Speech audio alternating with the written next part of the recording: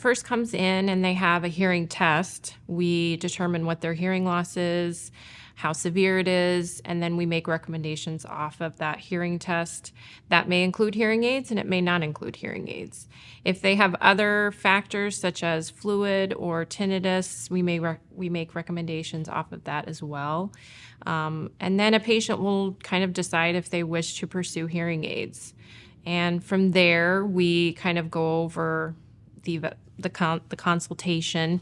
So a patient may decide at that point that they want to do hearing aids. We'll go over styles, technology, prices, and they kind of make that decision on what they want to do from there. During the consultation, we go over their hearing test. There are, depending on the degree of the hearing loss, there are certain styles that work better for hearing loss.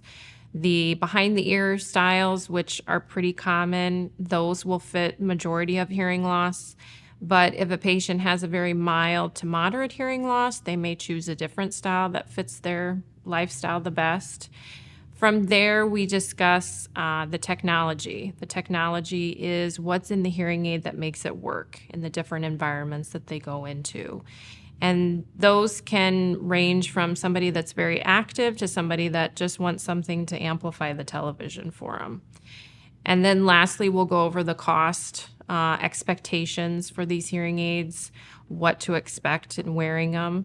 They're not as easy as glasses, so they do take some time to get adjusted to, and we have to make adjustments in a kind of a period of time to make sure that they're fit correctly, they sound well, and the patient is adapting to the sound. The over-the-counter hearing aids that have been kind of pushed through the media lately, these are very basic type of amplifiers that are available to the public without seeing an audiologist or a hearing care professional.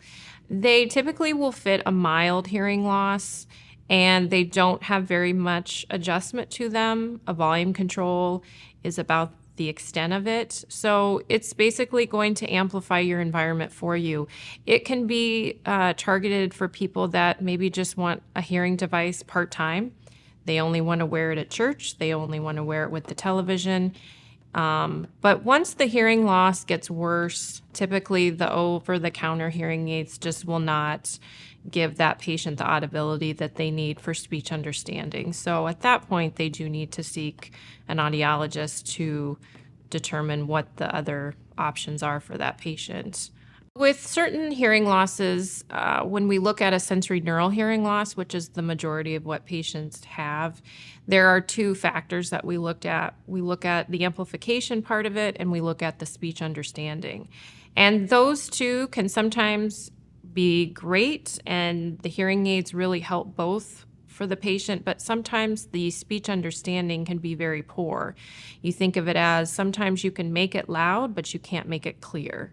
And when a patient comes in and has a very poor understanding, sometimes hearing aids are not going to help that patient. So we typically then discuss other options for them.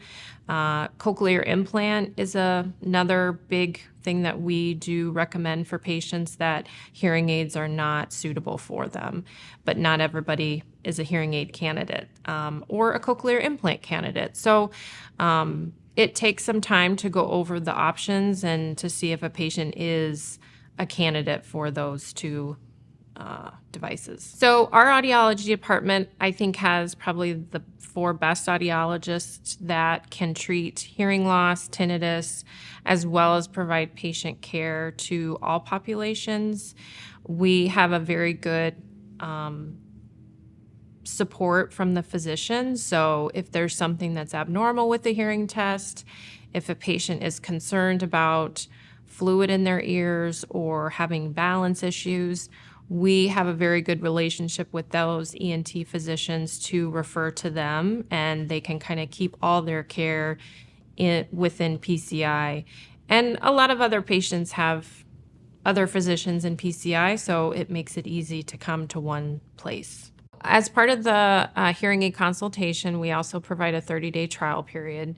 So this allows the patient to try the hearing aids for a month and see how they like them, see if the benefit of hearing aids is good for them? Do they find that it helps them in their everyday life? And if they don't like them, they can return them. But we do feel that that is necessary for people to know if that style, that technology is going to benefit them.